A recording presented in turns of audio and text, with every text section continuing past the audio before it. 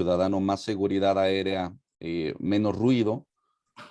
El día de hoy tenemos para ustedes una sesión muy interesante. Este es el orden del día que les planteamos el día de hoy. Vamos a tener una presentación por parte de nuestros especialistas, María Larriba Sad y el capitán Jaime del Río, para posteriormente pasar a una sesión de preguntas y respuestas con ellos con respecto a las inquietudes que ustedes puedan tener.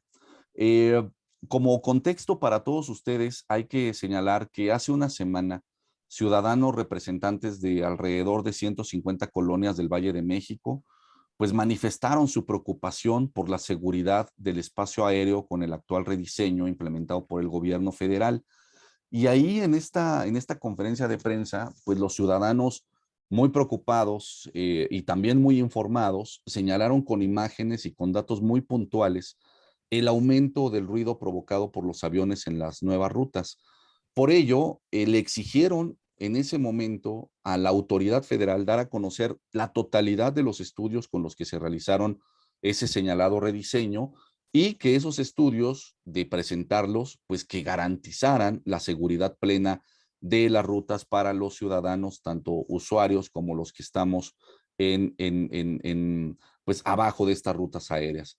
Hasta el momento, la autoridad pues no ha mostrado ninguno de esos estudios, ninguno de esos informes. De ahí que hoy sea tan importante la pregunta que nos hacemos todos los ciudadanos, es si de verdad existe un riesgo a la seguridad ciudadana con el actual rediseño del espacio aéreo. Y para respondernos esta pregunta, el día de hoy contamos con la presencia de dos especialistas extraordinarios. Les quiero presentar el día de hoy a María Larriba Sad. Su nombre es un emblema en el mundo de la aviación nacional. María Larriba se convirtió en el 85 en la primera mujer controlador de tránsito aéreo en México. Ella cuenta con más de 27 años de experiencia como controlador del tránsito aéreo y 35 años como instructor y asesor de aviación. Es investigadora de accidentes aéreos por la Universidad del Sur de California, Estados Unidos. Ha participado en diversas investigaciones de accidentes e incidentes de aviación. Participó también, dado su expertise, dado su experiencia y capacidad, pues participó en el grupo asesor de aeropuertos y servicios auxiliares con motivo de la selección del sitio para el nuevo aeropuerto para el área metropolitana, así como en el jurado calificador del proyecto aeroportuario de Texcoco, y también ha participado en diversos análisis sobre las diversas opciones para satisfacer la demanda actual del aeropuerto y modificaciones a los aeropuertos de Toluca y Puebla, así como otras opciones presentadas por terceros a la Secretaría de Comunicaciones y Transportes. También el día de hoy estará con nosotros el capitán Jaime Leonardo del Río.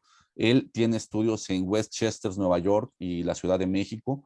Él trabajó en la aviación ejecutiva durante 5 años, en Mexicana de Aviación durante 25 y finalmente 9 años en Interjet y apenas jubilado en el año 2020.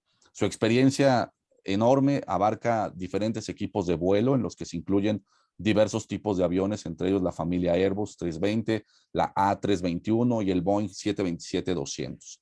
Tiene, pues, muy importante entre los capitanes de aviación, pues por supuesto la capacidad RTARI nivel 6. Este es el máximo nivel en inglés. Esto es una certificación, una capacidad muy relevante entre los capitanes, por supuesto, muy valorada en el mundo de la aviación.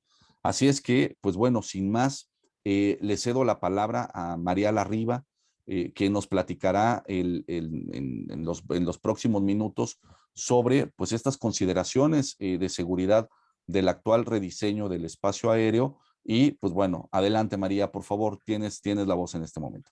Gracias, muy buenos días, gracias por estar con nosotros. Bueno, inicialmente quiero platicarles un poco de las características particulares del espacio aéreo sobre el Valle de México. Ha habido muchos comentarios, quejas, que en otros países tienen 3 aeropuertos y que operan a máxima capacidad y que no hay problema, que hay disposiciones legales donde pueden proteger a la población con mucha eficiencia y que aquí no hemos sido capaces de hacerlo. Bueno, la razón es muy importante. Este espacio aéreo tiene características muy particulares. ¿Cómo explico que tenemos 3 grandes problemas? La orografía, que siempre producirá turbulencia y condiciones de vuelo difíciles para las aeronaves, la elevación y las condiciones meteorológicas que son todo el año. Estos tres factores limitan sensiblemente soluciones aeroportuarias que puede haber en otros países. Bueno, ese es el punto 1. Ahí pueden ver en este diagrama la cantidad de orografía que tenemos y que el espacio aéreo disponible para la organización del tráfico es solo el norte. Esa diapositiva está al revés. Está el norte para abajo.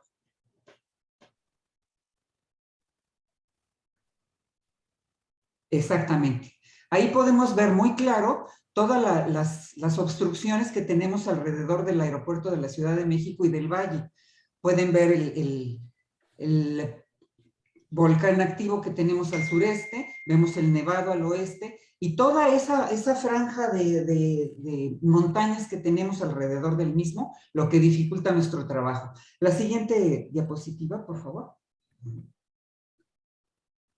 Aquí tenemos un ejemplo de cómo se alimentó o cómo se diseñó el espacio aéreo para poder manejar el tráfico del Aeropuerto Internacional de la Ciudad de México durante 40 años. Si se fijan, toda la organización es por el norte. O sea, todo el tráfico venga, que de donde venga, acaba aquí en el norte. Ahí tenemos suficiente espacio para acomodar a las aeronaves y regresarlas hacia el aeropuerto para que hagan la aproximación ya sea a la pista 5 o a la pista 23. Una cosa importante de la eficiencia de este tipo de sistema es que las aeronaves se secuencian por el mismo lugar, no importando la pista en uso. Entonces, cuando el viento cambia o las condiciones requieren que haya un cambio de pista, es muchísimo más sencillo que en el diseño posterior, donde hay que mover a los aviones gran cantidad de millas para poderlos acomodar hacia la otra configuración del aeropuerto.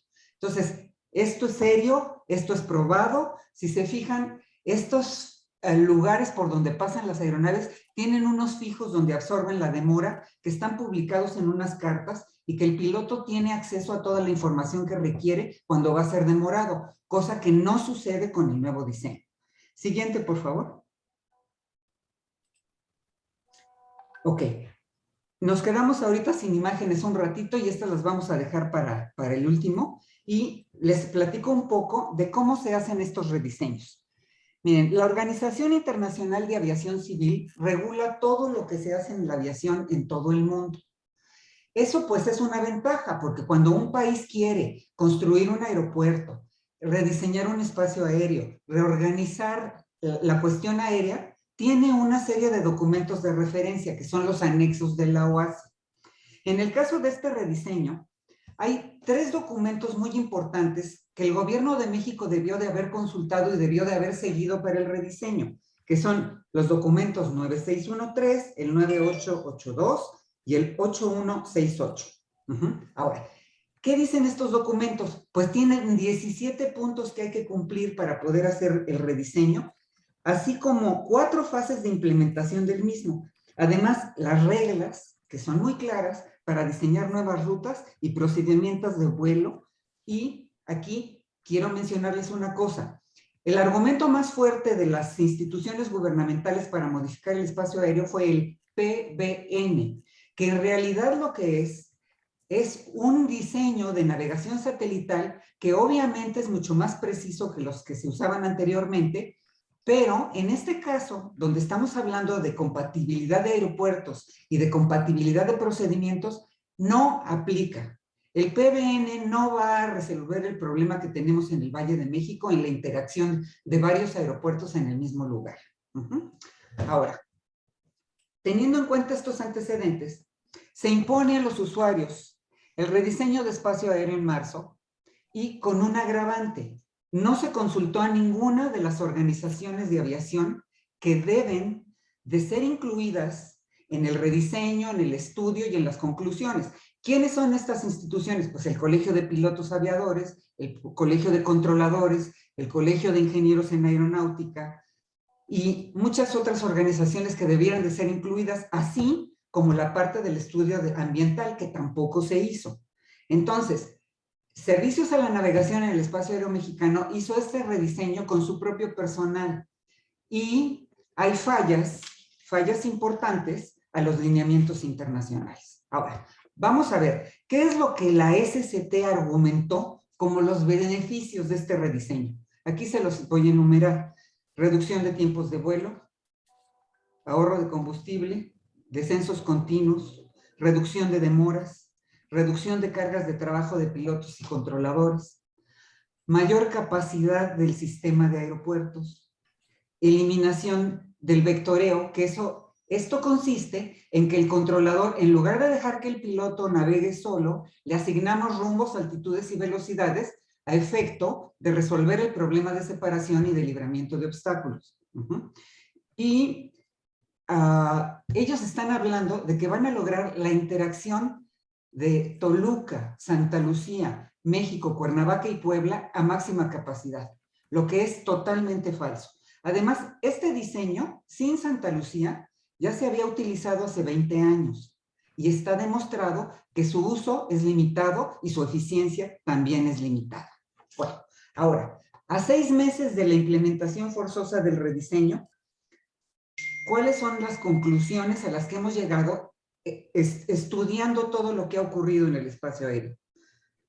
En primer lugar, no hay diálogo, no hay documentos, o sea, las autoridades se niegan a exhibir los documentos que legalizan todo esto que se hizo. Hay una empresa francesa que contrataron, NavBlue, que sabemos que se le pagaron $6 millones y no son capaces de exhibirnos los estudios. En las conferencias de prensa, la información que dan es muy vaga, es insuficiente. Les voy a poner solo un ejemplo. En la última conferencia de prensa se les preguntó si tenían el libramiento de obstáculos, que eso es una parte muy importante del diseño de los aeropuertos. Es qué obstrucciones tienes alrededor y por dónde puedes hacer diseño para que entren y salgan las aeronaves. Dijeron que estaban en eso. Y estamos hablando de un aeropuerto que quieren inaugurar en unos meses. Esto no es posible, ¿no? La otra cosa importante es que se están escondiendo los incidentes. ¿Eso por qué ocurre? Bueno, en primer lugar, porque CENEAM en este sentido es juez y parte.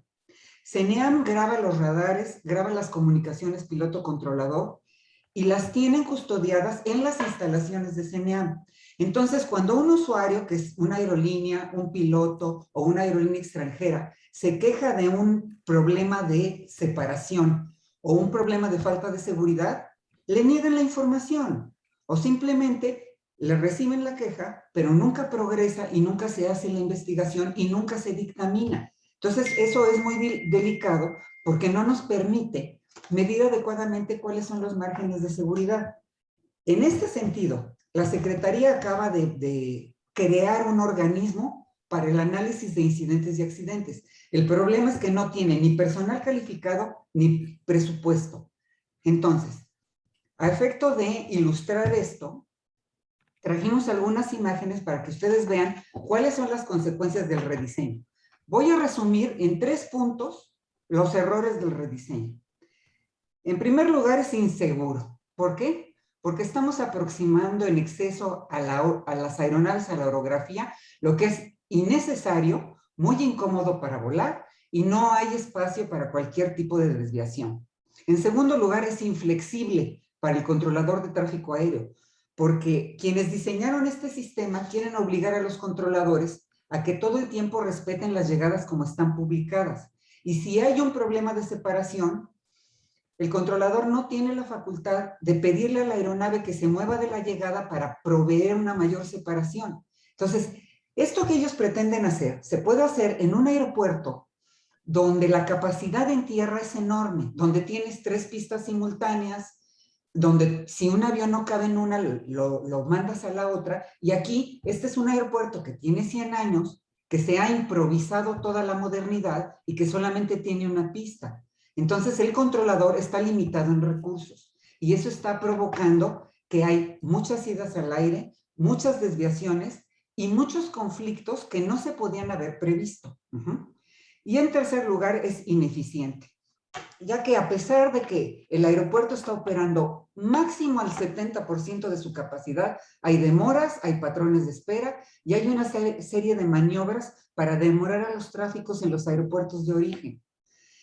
Tan es ineficiente que en este momento la autoridad está permitiendo que las aeronaves no cumplan con sus horarios. Y eso nos indica, pues, que no cumplen con sus horarios porque no pueden. Si yo de un día para otro le incremento a una aeronave 20 minutos de vuelo, pues no puede cumplir con su itinerario en el aeropuerto. Entonces ya, ahora la autoridad dijo, pues que si no quieren, pues no cumplan con los horarios. Ahora, esto de los horarios, entre más tráfico haya, hay que cumplirlo estrictamente, porque es un aeropuerto saturado. Si alguien se toma el horario de otra aeronave, no tenemos espacio donde poner. Entonces, esto, como pueden ver, es delicado, pero se va a ir complicando en cuanto haya más tráfico. ¿Okay? Y ahora sí vamos a ver las imágenes. Por ejemplo, aquí, vean esta pobre víctima, o sea, él viene de Veracruz. De Veracruz lo sacaron al sur, tan al sur que llega al sur de Puebla. Y luego lo sacan al norte, otras 20 o 30 millas. Ahí le dan un pequeño patrón de espera. Luego la sacan al oeste y le siguen dando rumbos, altitudes. Toda esta demora no está prevista en el plan de vuelo. Todo esto lo paga la empresa. Y el consumo de combustible se eleva muchísimo. Y una cosa importantísima, este avión se va al aire en la pista 5 por motivos múltiples, ¿no? Puede haberse ido porque estaba ocupada la pista, porque estaba mojada, porque no estaba en una aproximación estabilizada o porque estaba muy cerca del tráfico de adelante. Se va al aire y, como ven, todavía le meten como otras 30 millas de vuelo para volverlo a acomodar. Entonces, en esta situación, el piloto está muy comprometido a estar vigilando el combustible para ver en qué momento declara emergencia porque ya se le acabó. Entonces, esto no es una cosa segura. Esto no lo podemos seguir haciendo. Siguiente imagen, por favor. Por ejemplo, aquí la demora fue un poco más ordenada. El avión venía de San José, Costa Rica, se va acercando hacia el Valle de México, ven que no cabe, le dan ahí 2 patrones de espera, que son esas maniobras que ustedes están viendo, que aquí hay otra cosa importante. Esto que se llama patrón de espera, que es la manera de demorar el tráfico, debería de estar publicada para que el piloto lo tenga programado en su avión. En este caso, él tiene que estar improvisando cómo va a diseñar ese patrón de espera. Entonces, la carga de trabajo para el piloto aquí se incrementa. Y luego lo sacan hacia Puebla y lo viran al norte, pero aquí hay un pequeño detalle.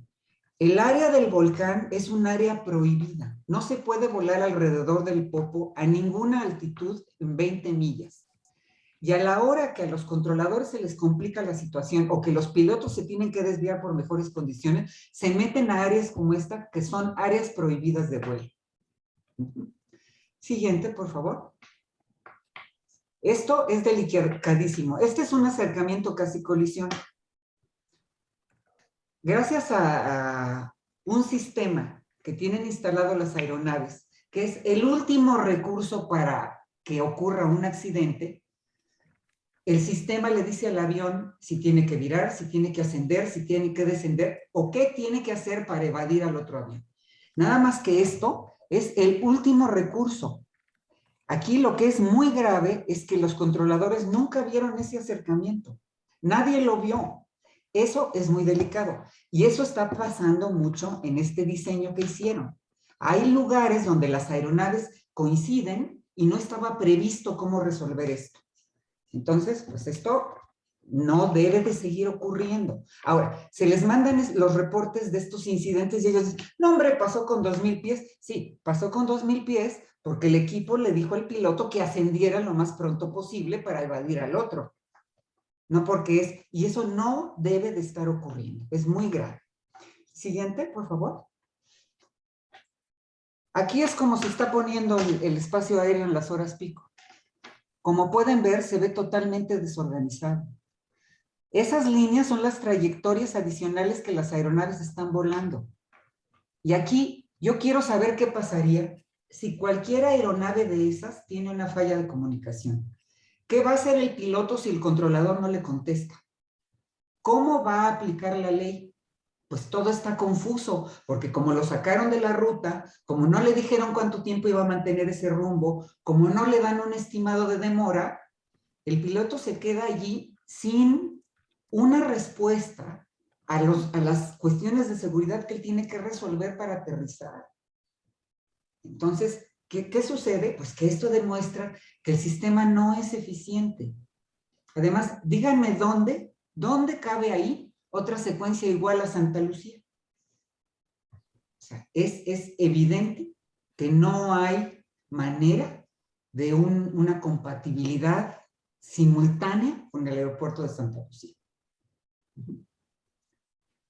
Y bueno, pues finalmente seguiremos consistiendo en que las cosas deben cambiar, que sí hay soluciones, que sí hay otra manera de rediseñar esto y manejarlo con seguridad y con otro tipo de recursos, ¿no? Creo que aquí le voy a dar la palabra al capitán del Río, porque él nos va a hablar con un poco más detalle del punto de vista del piloto y de la situación de las llegadas y salidas al AICM, que están muy cercanas a la orografía. Muchas gracias. Muchas gracias, María. Muy buenos días. Bueno, principalmente quiero dividir este comentario en 3 secciones. La primera es la seguridad, la segunda es la economía y la tercera es el ruido que se está provocando en estas aproximaciones. Si podemos ver esa lámina, es la 1102. Esta es una parte final, el inicio de la parte final de la aproximación anterior a las nuevas. Se puede ver perfectamente bien que desde una posición que se llama Mabec, en la parte superior, esa, marca una altitud de cruce de 12,000 pies, una altitud bastante bien estructurada por seguridad. De ahí desciende hacia el sur a 9,700 pies y luego finalmente vira a la izquierda bajando a una altitud de 8,800 pies a la aproximación final hacia el Aeropuerto Internacional de la Ciudad de México. Si pueden observar toda el área blanca en la que se encuentra la aproximación, toda esa área es el área más baja en terreno, en elevación del terreno, lo que asegura una buena aproximación segura, sin ningún problema de orografía o de obstáculo. Esas son las aproximaciones anteriores. Si vemos ahora la nueva, por favor.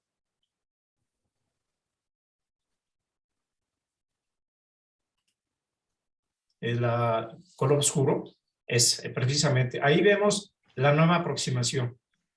La nueva aproximación va sobre una posición que se llama Sutas, al norte. Y ahora ya no cruza con 12,000 pies, ahora cruza con 11,000 pies. 1,000 pies abajo de la altitud de seguridad que tenía antes la otra aproximación. Cruza sobre una zona de 9,000 pies como mínimo en orografía. Lo que rompe totalmente la estructura de aproximación segura. ¿Por qué? Porque por orografía, 9,000 pies más 2,000 pies no podría bajarse de 11,000 pies en el inicio de la aproximación por orografía. Y por obstáculo, el círculo color ámbar muestra un obstáculo de 9,170 pies que no se está respetando también por obstáculo, que son 1,000 pies arriba según el Terminal Arrival Altitude. O sea, que por orografía son 2,000 pies arriba de la elevación del terreno y 1,000 pies por arriba por obstáculo. O sea, no podría bajarse de 10,170 pies. ¿Qué significa esto? Esto significa que las reglas en el diseño se están rompiendo totalmente. En cuanto a seguridad, podemos ver la lámina de aproximación, la del sur, por favor, la nueva aproximación. La oscura con esa, precisamente.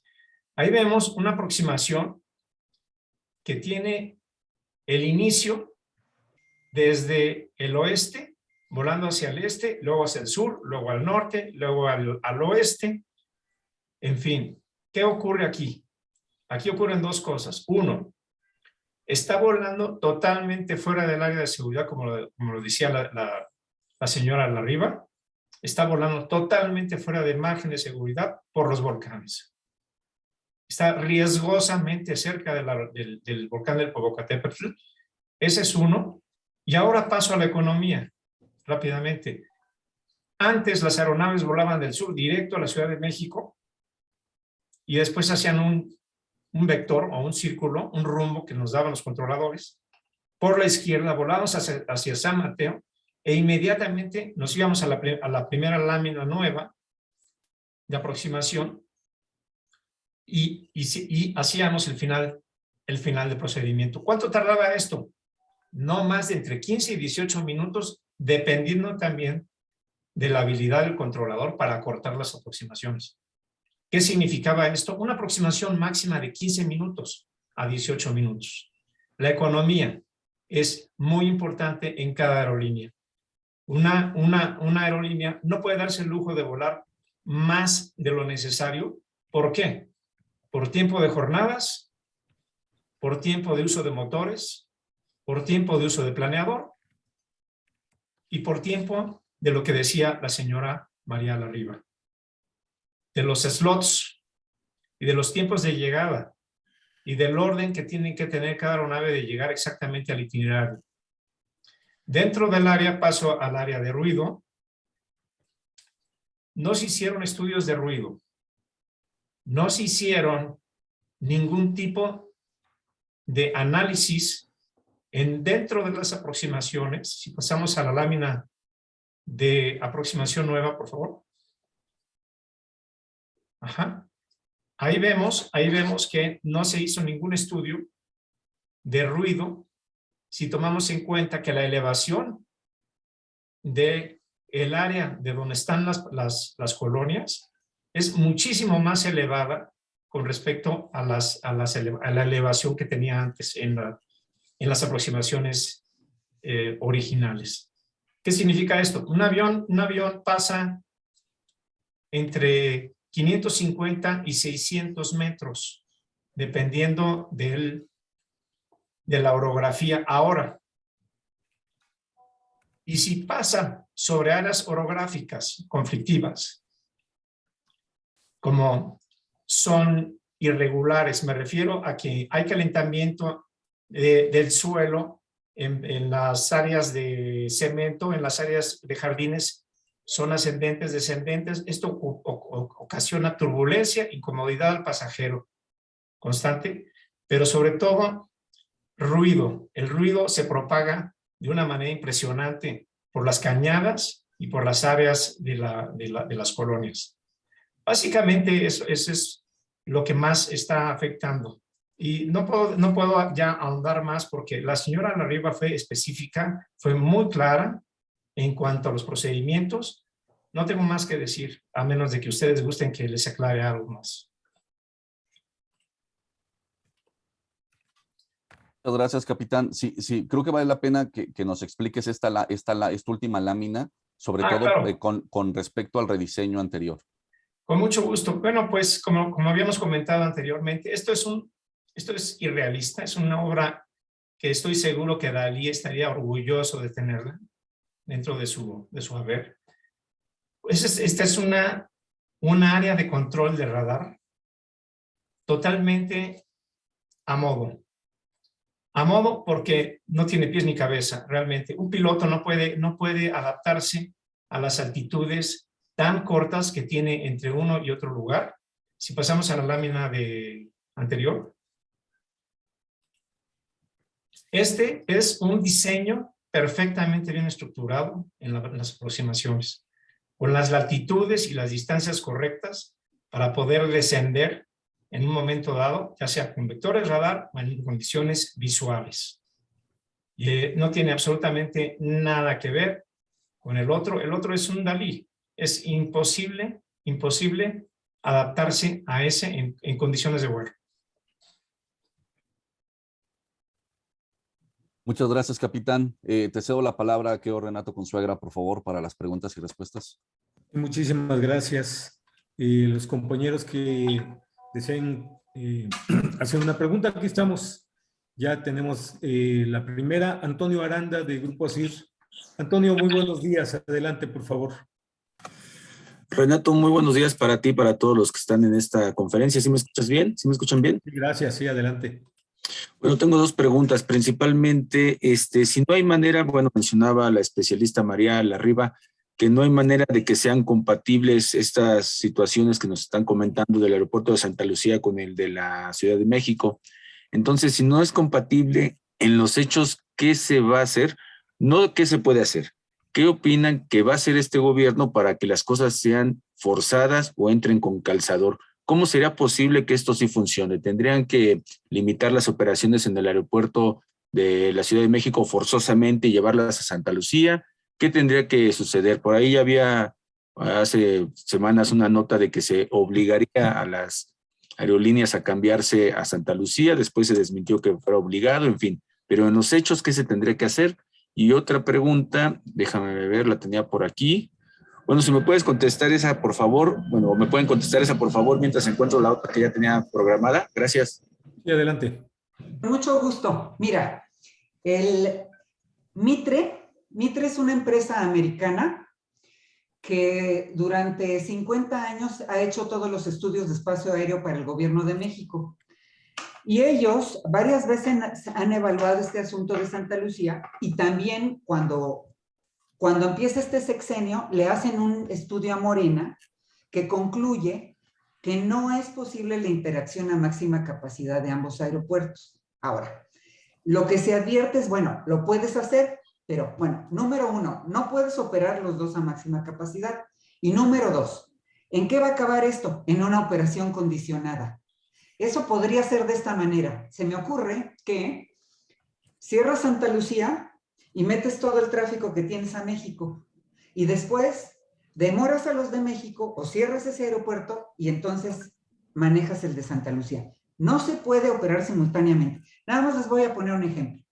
Una aeronave que despegue de Santa Lucía de la pista 22 se va exactamente contra el que está en la aproximación a la ICM. O sea, están de frente, está muy cerca ese aeropuerto. Bueno, eso es en cuanto al espacio aéreo. Lo que pasa es que nos estamos adelantando a cosas que van a tardar mucho en suceder. Santa Lucía no tiene procedimientos de salida ni de llegada. Tiene una bola de cosas aeronáuticas que no están resueltas. Entonces, en honor a la verdad, la carta Santo Claus en este momento es: primero regresamos al rediseño anterior. Certificamos satelitalmente las llegadas. Y en cuanto empiece a haber tráfico en Santa Lucía, empezar a hacer las adecuaciones. Pero sobre el diseño anterior, no sobre este rediseño. Porque además, este rediseño lo que nos demuestra es que hagan lo que hagan, no se va a lograr el objetivo de que operen simultáneamente a máxima capacidad. Eso ya se sabe, está en los documentos, está certificado. Pero pues siempre habrá alguien como esa empresa NatBlue que les diga que sí. Y aquí están, y ahí están entrampados en un problema que no pueden resolver. Entonces, esa sería la solución. Yo entiendo la decisión del gobierno de operar Santa Lucía. Lo vamos a operar y lo vamos a operar con seguridad, pero será condicionado. O sea, un aeropuerto va a generar demoras en el otro. No hay manera. Esa es esa pregunta.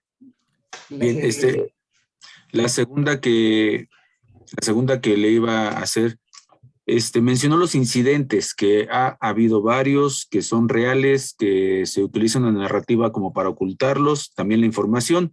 Entonces, ¿cómo se puede saber cuántos y de qué manera se han dado de forma certera?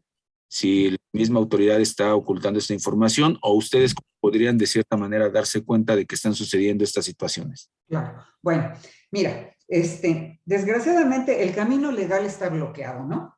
Aparte, debo comentar entre paréntesis que en Sename hay muchísimos familiares. Entonces, si tu hijo tiene un incidente, pues mejor guardas la información. Eso es lo que está ocurriendo. No hay manera de acceder a la información para analizar los incidentes. Ahora, ¿cómo sabemos? Bueno, en primer lugar, porque yo sí tengo información de los controladores. Ellos no pueden salir a denunciar esto porque tienen una situación laboral y legal muy complicada, donde si ellos emiten cualquier opinión, pueden ser sancionados o inclusive pueden proceder legalmente en contra de ellos. Entonces, la información que tenemos es veraz, viene de los controladores, viene de la gente que trabaja ahí. En segundo lugar, las aplicaciones pues son los enemigos de estos señores, porque esta información que ustedes ven que es del Flight Radar y del Flight Aware, toda esa información es fidedigna. Y de hecho, sí tiene validez legal el grabar de esa manera la información, puesto que el mismo CENEAM, que tiene un sistema de control de flujo, que es un sistema para regular el volumen de operaciones que puede aceptar el aeropuerto, ellos muchas veces acceden al Flight Radar para ver dónde están los aviones a los que hay que guardarles el espacio. Entonces, si ellos usan la aplicación para el control de flujo, pues todo el mundo la puede usar. Y además sí es legal usar las aplicaciones, ¿no? Entonces, de ahí tenemos la información. Ahora, la información real jamás la vamos a tener. Ahora, ¿por qué las aerolíneas no se quejan? Porque no sirve de nada. En primer lugar, porque están muy preocupadas por sobrevivir. Entre la pandemia, el rediseño, que van a tener que reparar las pistas del AICM, la presión política para volar a un aeropuerto del que no hay información. En verdad, no es que las aerolíneas no quieran volar ahí, es que no hay información aeronáutica. Para yo volar ahí necesito información.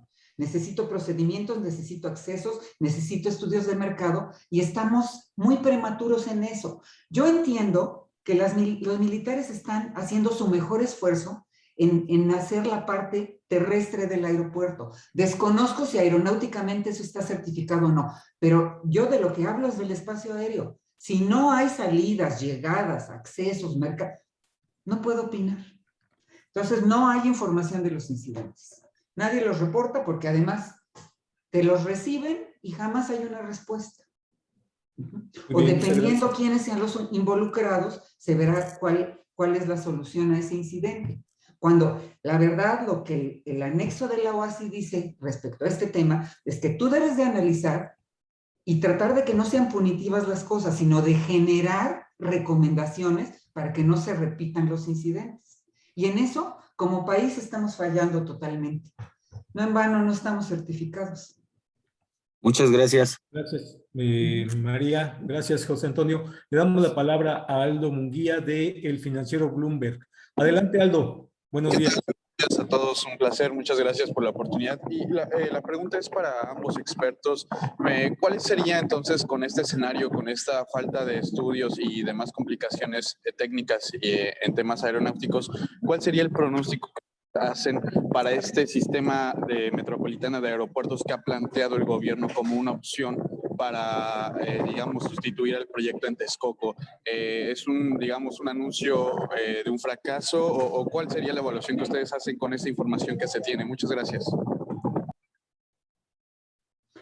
¿Quieres contestar, Jaime, o yo le contesto? Claro que sí, con mucho gusto. Bueno, principalmente la solución sería regresar a las rutas anteriores, que se pueden adecuar perfectamente bien a ambos aeropuertos en aproximaciones ordenadas. Esa sería una solución perfecta. El Performance-Based Navigation, que es el que menciona la señora Larriba, se podría adecuar perfectamente bien. Los riesgos son claramente vistos por orografía, por obstáculo, y conllevan un eventual, por el flujo, la cantidad de aviones, un eventual problema que podría desembocar en un accidente. Okay. ¿Quieres complementar esto, por favor, María? ¿Quieres que te hable de los aeropuertos? Que te diga qué va a pasar, Aldo. Sí, en realidad, ¿cómo ven este sistema como ahora está con el rediseño? Porque al parecer el gobierno no lo va a cambiar y van a sumar el aeropuerto de Santa Lucía, que ellos dicen que tienen simulaciones ya realizadas operando a máxima capacidad con los 3 aeropuertos.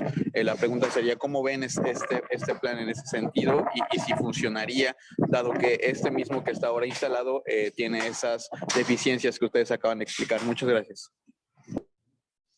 Lo que va a ocurrir es esto. Si ellos, para empezar, voluntariamente va a haber 2 o 3 aerolíneas que vayan a Santa Lucía, va a tener 4 operaciones a la semana al principio. O sea, mientras no haya un volumen de tráfico en Santa Lucía, pues el aeropuerto primario seguirá siendo la ICM. Ahora, si no dan marcha atrás con el rediseño, va a haber cada vez más incidentes, porque la demanda que hay es para el ICM, no es para Santa Lucía. Yo no veo la cola de usuarios ni de aerolíneas que digan que quieren ir a Toluca. Esta historia ya la vivimos. Lo que va a pasar con Santa Lucía es lo que pasó con Toluca hace 20 años. Las aerolíneas hicieron estudios, no era conveniente, no fueron para allá. Entonces, las aerolíneas que llegaron a operar en Toluca fue porque se saturó el ICM y no había espacio y entonces los mandaron allá. Pero aquí no es esa situación. El ICM todavía tiene un 30% de capacidad.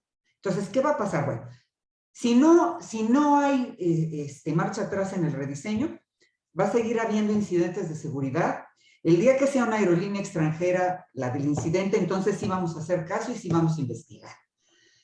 Se va a ir incrementando el volumen de operaciones en el ICM y se van a generar más demoras, más desorden y más ineficiencia. Y, bueno, si ellos entendieran que por ruido, que por múltiples motivos de seguridad, se regresara al rediseño anterior, entonces podemos manejar el ICM a máxima capacidad con seguridad. Porque esos procedimientos tan sencillos que ustedes vieron en el norte, los usamos 30 años sin ningún problema. Y además la gente que ahí trabaja es experta en ese manejo del tráfico. Estos inventos de hacer corredorcitos y que decir que porque el piloto va en el PBN se va a mantener en ese lugar, eso es mentira. Hay una serie de factores que afectan las trayectorias de las aeronaves y los controladores son expertos en manejar este espacio aéreo con el diseño anterior. Ahora, vamos a suponer que se llena el ICM y se empieza a llenar Santa Lucía. Pues operación condicionada, a demorar un aeropuerto para alimentar el otro. Ya que terminaste, pues abres uno y cierras el otro. Eso se llama operación condicionada. No va a existir la operación simultánea ni con este diseño, ni con el anterior, ni con ninguno que se inventen, ¿eh? Está en los documentos. Mitre se los dijo. Muchas gracias, María. Le damos la palabra a Roberto Valadez de Milenio Diario. Roberto, buenos días, adelante. Sí, bueno, ya contestaron un poco es saber que sí, lo que se pide es entonces regresar al espacio aéreo anterior o al diseño que espacio aéreo que se tiene anterior, si ese es el adecuado de acuerdo a lo que han mencionado. Así es, así es. La experiencia de toda la gente que trabaja ahí y de toda la gente que hizo los diseños anteriores muestra que esa es la manera más segura de operar este espacio aéreo. Hay una cosa importante, reconozcamos qué tenemos. ¿Qué tenemos? Tenemos el ICM, tenemos un aeropuerto incipiente, vamos a esperar en qué condiciones empieza a arrancar, a ver si es negocio para alguien, pero con lo que tenemos, con la experiencia que hay, con la ley que nos rige y con los lineamientos OASI, tendríamos que regresar al diseño anterior, es lo más seguro. Muchas gracias, María. Gracias, Roberto. Le damos la palabra a Erika de la Luz, de Grupo Fórmula. Por favor, Erika, adelante. Buenos días. Buenos días. Justo de acuerdo ya al análisis que han hecho ambos expertos, ¿cuál sería la mejor decisión que tuviera que tomar ahora el gobierno de México? Y la otra, ¿cuál sería la consecuencia más catastrófica que provocaría estas malas decisiones? La mejor decisión, bueno, la mejor decisión es decir, se rediseñan las llegadas anteriores, se certifican PBN, se le sigue dando preferencia al ICM mientras sea el aeropuerto de más tráfico y el único que tenemos. Regresamos a los márgenes de seguridad anteriores que eran muy buenos, los controladores tenían muchos recursos para separar el tráfico, si había demoras eran ordenadas, el aeropuerto estaba perfectamente regulado con los slots, o sea, las aeronaves tenían horarios, tenían obligación de cumplir en esos horarios, y esa es la manera de que el negocio de la ICM funcione, pero no solo el negocio, es que funcione la ciudad. Bueno, y yo regresaría en este momento a operacionalmente darle preferencia a la ICM con los procedimientos anteriores. Y con Santa Lucía, como empiece a incrementar la carga de trabajo, hasta ese momento crear unos corredores para meter el tráfico a ese aeropuerto. O sea, es ridículo que las aerolíneas estén gastando dinero, tiempo de vuelo y los pasajeros estemos pagando unos boletos carísimos para favorecer un aeropuerto que todavía no tenemos. O sea, estamos evaluando mal la situación. Santa Lucía, yo entiendo la decisión del gobierno, pero ahorita no existe. Aeronáuticamente no tenemos la información. Entonces, pues regresemos a aprovechar lo que tenemos. Además, la aviación ha sido muy noble aquí para nuestro país porque los incrementos en volumen de tráfico y las estadísticas son muy buenas, son mejores que las de muchos países. Entonces, pues, eso es lo que debemos de hacer. Ahora, que no hacemos nada, que hacen sus corredorcitos y todo. Bueno, va a seguir habiendo incidentes hasta que haya un accidente y venga alguien de fuera, de los organismos internacionales, y nos obligue a remediar eso, ¿no? Un accidente sería el detonador. Muchas gracias, María. Ahora le damos la palabra, por favor, a Shareni Guzmán de la plataforma Dices. Shareni, adelante, buenos días.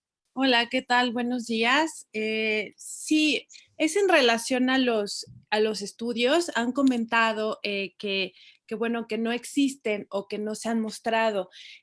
Una pregunta es, ¿cuáles son los estudios que deben de tener el gobierno? Y la otra es, ¿los tiene el gobierno o por cuestiones de seguridad nacional, transparencia, opacidad, no los muestran? Es decir, o sea, quizá pues algún periodista, algún ciudadano común y corriente que pueda solicitarlos se les van a dar, o plano no los tienen y están haciendo las cosas con ocurrencias, como bueno, han demostrado que últimamente se han conducido de esa forma. Esas serían mis preguntas. Gracias. Así es. Bueno, lo que sucede es que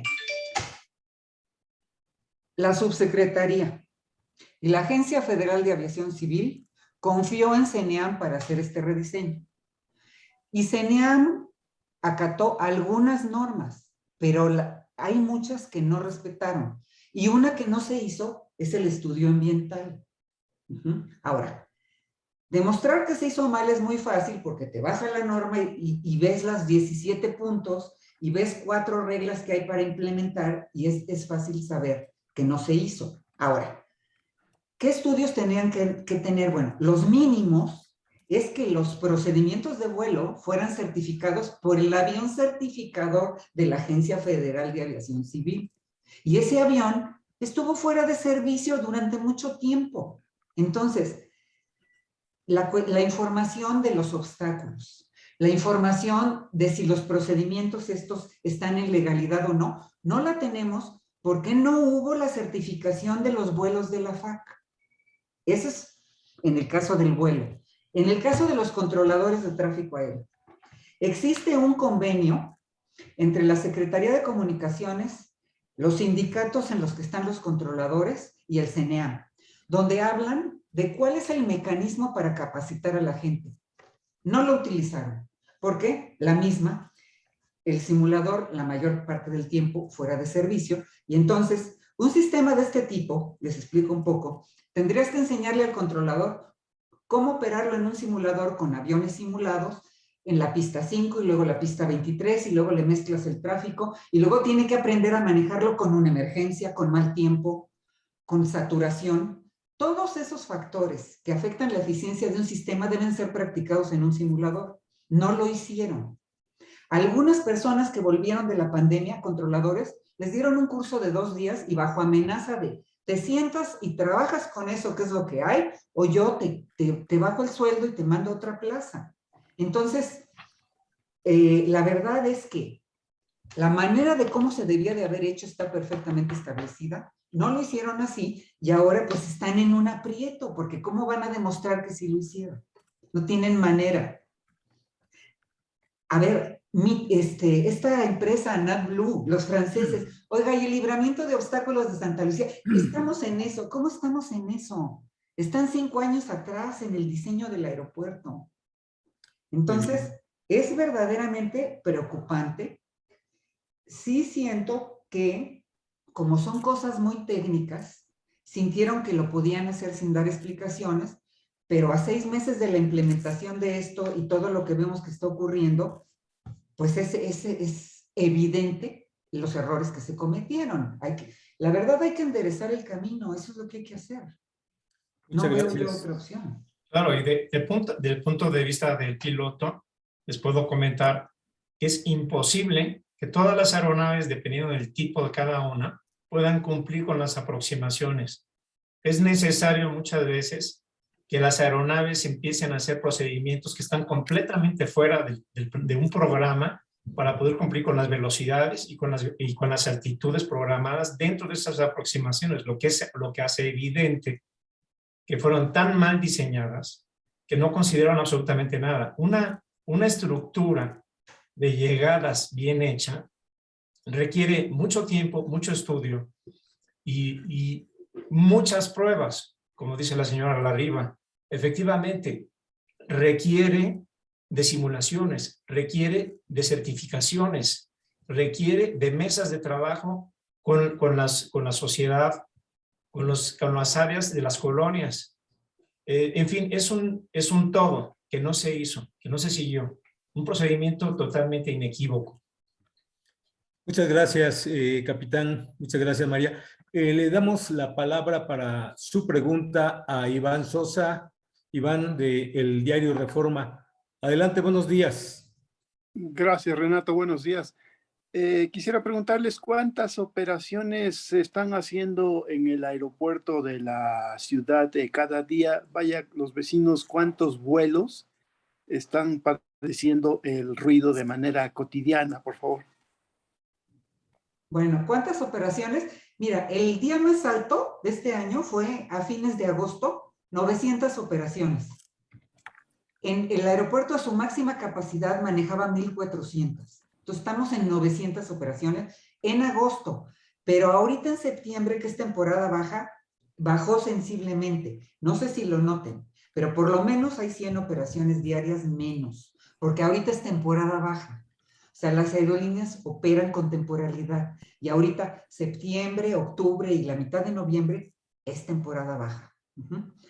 Entonces, ese es el volumen de operaciones. Ahora, ¿cuántas aeronaves pasan sobre la ciudad? Todas, porque hicieron 2 llegadas, una por el sur y una por el norte, pero las 2 invaden toda el área habitacional. Todos pasan sobre esas áreas. Ahora, si está en uso la pista 23, que es la configuración al revés, o sea, el despegar hacia la ciudad, entonces lo que pasa sobre la ciudad son los despegues. Pero normalmente, por el viento, este aeropuerto tiene un uso del 80% del tiempo en la configuración de la pista 5. O sea, el despegue es a Texcoco y las aproximaciones por la ciudad. Pero en este rediseño, todos los aviones recorren toda la ciudad, sea por el norte o sea por el sur. Así que son 900 operaciones generadoras de ruido diario. Exactamente, exactamente. ¿Qué ha pasado con los amparos, aun cuando se están concentrados pues, en el juzgado quinto en materia administrativa? ¿Han presentado más amparos o han renunciado a este recurso? Sí, Iván, hoy la rueda de prensa tiene que ver con el tema de seguridad y tráfico. El tema de los amparos lo vamos a ver en otra rueda de prensa. Hoy nos acompañan nuestros expertos en estos temas y el tema jurisdiccional nos acompañarán también los expertos en el tema jurisdiccional. Ok. ¿Y denuncias ante la Procuraduría Ambiental y la Profepa en materia de contaminación de ruido han sido presentadas? Sí, se han sido presentadas y también nuevamente te digo, Iván, en una próxima rueda de prensa, seguramente la siguiente semana, vamos a hablar de este tema medioambiental y el tema del ruido con los expertos en estos temas. Ok, bueno, entonces el ruido es un indicador también de riesgos de seguridad aérea.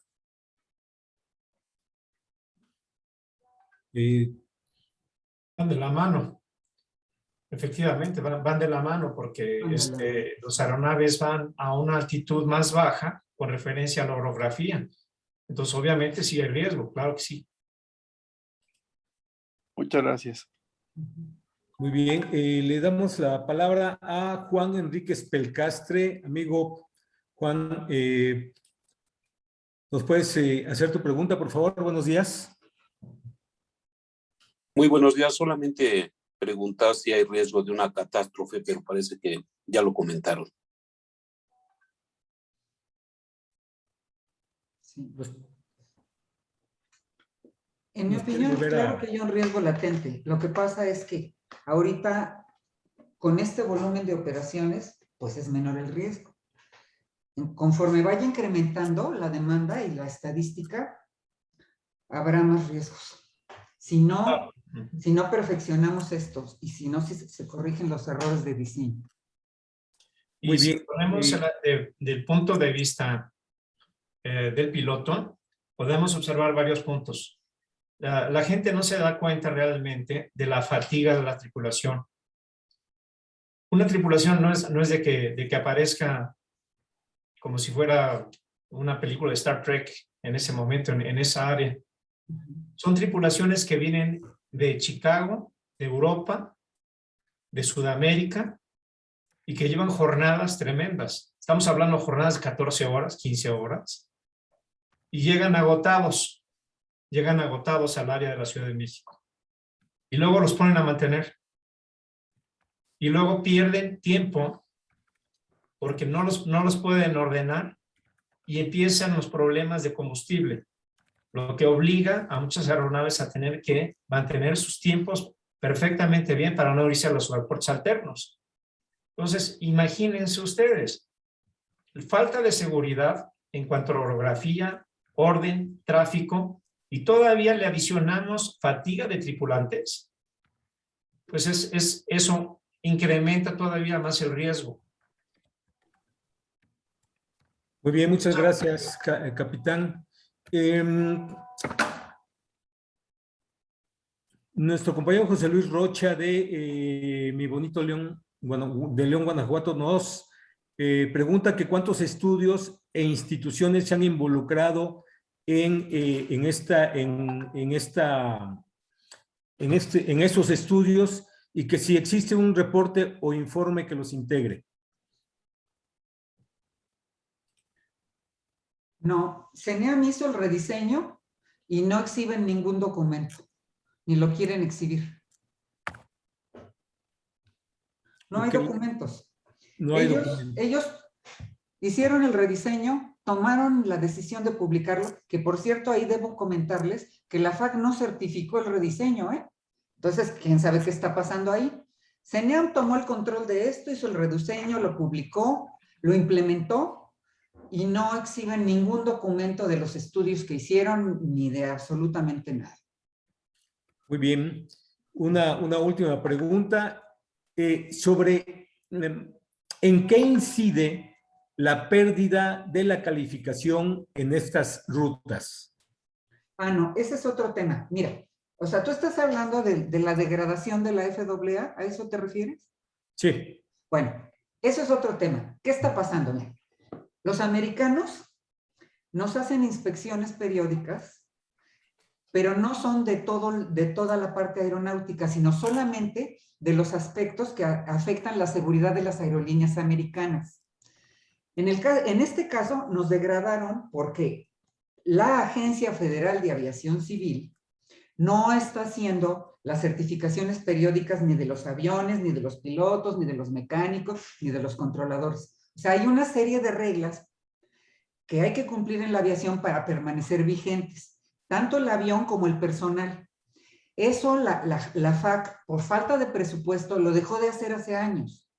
Y entonces le dieron vigencia ilimitada a las licencias del personal. Por ejemplo, tú eres piloto y te mandan una hojita de que estás vigente hasta que ellos tengan tiempo, recursos, dinero y sistemas para supervisar que tú tengas la salud y las condiciones técnicas para volar un avión. Entonces, como fallamos nosotros en la certificación de nuestro personal, viene la FAA y ve eso, y también lo ven los aviones. O sea, sí es labor de ellos el investigar que si una aerolínea mexicana vuela a Estados Unidos, que el avión tenga los papeles que certifican que ese avión tiene los equipos necesarios para volar allá. Todo eso lo dejaron de hacer. Entonces, por eso vienen ellos y nos degradan. Pero nos degradan en el sentido de que las aerolíneas no pueden incrementar vuelos a los Estados Unidos.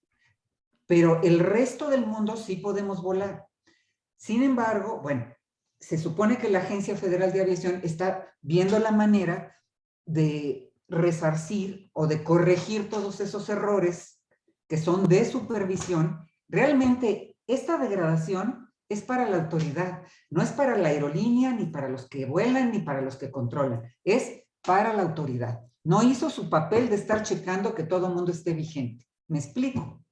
Y eso no tiene nada que ver con el rediseño. Ellos no pueden hacer nada con el rediseño. Ahora que en diciembre viene una auditoría de la Organización Internacional de Aviación Civil, ahí sí vamos a ver qué pasa.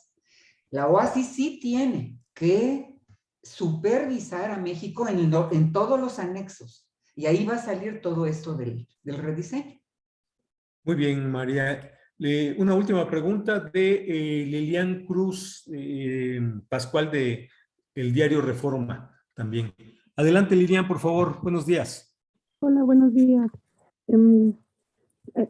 Justamente respecto a la auditoría de la OASI, ¿qué puede o qué elementos de sanción podría haber para México como gobierno justamente por el incumplimiento de las reglas que no se tomaron en cuenta para el rediseño del espacio aéreo? Sanción. Pues no tienen autoridad para sancionar. O sea, México es país contratante de la OASI. Tiene obligación de cumplir con las reglas, pero la OASI no tiene facultades para sancionar. Pero la verdad es que el desprestigio, el que esa información trascienda a la IATA o a las organizaciones internacionales, nos afectaría muchísimo. O sea, normalmente viene OASI, hace sus recomendaciones y el gobierno se aboca a corregir los errores que marca OASI para poder estar vigentes y contratantes con ellos. Sin embargo, esto también podría agravar el hecho de que todavía no se nos regrese a categoría 1, ¿no? ¿Podría ser también un agravante o un señalamiento?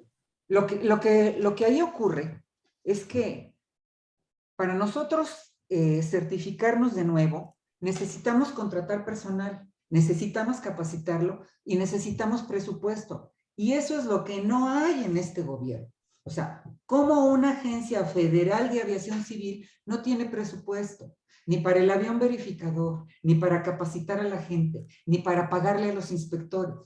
Mientras no se entienda que hay manera de solucionarlo, pero que se necesita presupuesto, pues no entiendo cómo pretenden arreglar esto y que nos vuelvan a certificar.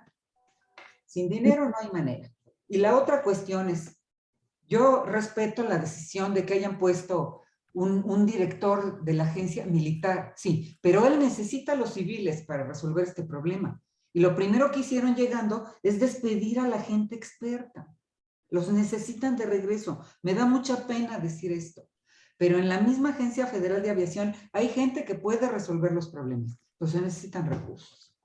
Perdón, y una más, hablando hace rato de las incidencias, ¿qué tan frecuente es justamente que los aviones estén pasando por estas zonas que ya comentaban, como es el Popo, o estos acercamientos? ¿Qué tan frecuente no se ven estos incidentes a la semana? Claro.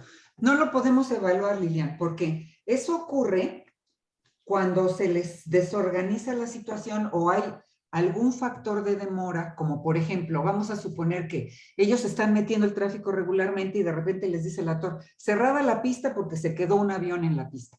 Eso te reduce la capacidad del aeropuerto a la mitad. Y entonces los que están volando necesitas buscar dónde los demora. Y a veces la manera de demorarlos es darles rumbos, eso. Y ahí es cuando ocurre ese desorden, de que los mandan a zonas que no debieran. Pero no tenemos manera de evaluar qué tan seguido sucede. Ahora, obviamente, por ejemplo, los viernes en la tarde y los domingos en la tarde, que son días que hay un poco más de tráfico, es más probable que haya un incidente, pero no tenemos la suficiente información para saber qué tan a menudo ocurre. La información que yo tengo, pues te la mandan los pilotos, te la mandan los controladores o te la reportan los mismos controladores y entonces pues la bajas de una aplicación y esa es la información a la que tenemos acceso. Porque si se le pide a CENEAM, definitivamente ellos se niegan. Son totalmente dispersos para todo. Ellos a todo se niegan. No dan explicaciones, no quieren exhibir documentos. Es complicado avanzar en esto, en este momento. Porque ellos tienen unos objetivos totalmente diferentes a los que regularmente tiene la aviación, como la seguridad, ¿no? Gracias. Muy bien, pues muchísimas gracias, Lilian, muchas gracias. Nos gustaría, María y Capitán Jaime del Río, si nos pudieran dar un mensaje final, así que un cierre de esta rueda de prensa, por favor, muy rapidito. Claro que sí, muchas gracias. Bueno, pues la sugerencia principalmente es regresar a las rutas anteriores, adecuarlas a las nuevas procedimientos que existen y aprovechar toda la experiencia que se hizo durante tantos años para poder hacer ese rediseño aéreo, ¿no? Las nuevas rutas está probada que no están funcionando correctamente y sí están provocando malestar social. Paso la palabra a la señora Reina. Bueno, pues esa es la situación. La idea es, pues, seguir consistiendo en los aspectos técnicos, legales, la cuestión ambiental y también, pues, la parte de tal vez ir con los legisladores sería otro camino. O sea, tenemos que seguir buscando la manera de ser escuchados, de que se revise lo que está ocurriendo y que se ponga remedio, que además hay todos los recursos, humanos y económicos en CENEAM para revertir este asunto del rediseño. De hecho, los procedimientos anteriores están vigentes porque hay aeronaves que no tienen el equipo para los nuevos procedimientos. Entonces, esas aeronaves vuelan con los procedimientos anteriores. Muy bien, pues muchísimas gracias a nuestros expertos, María Larriba, Capitán Jaime del Río, amigos, representantes de los medios de comunicación, bueno, Gabriel Aguirre, muchas gracias, amigo, y amigos representantes de los medios de comunicación. En la siguiente semana seguramente vamos a tener otra rueda de prensa, muy probablemente con el tema del ruido, así es que pues les agradecemos mucho su asistencia a esta rueda de prensa y como siempre ya saben, seguimos a sus órdenes para más información y o para atender sus solicitudes de entrevista. Muchísimas gracias, muy buen día. Saludos. Muchas gracias. Gracias a todos, muy buen día. Excelente día. Gracias por su presencia, hasta luego. Hasta luego.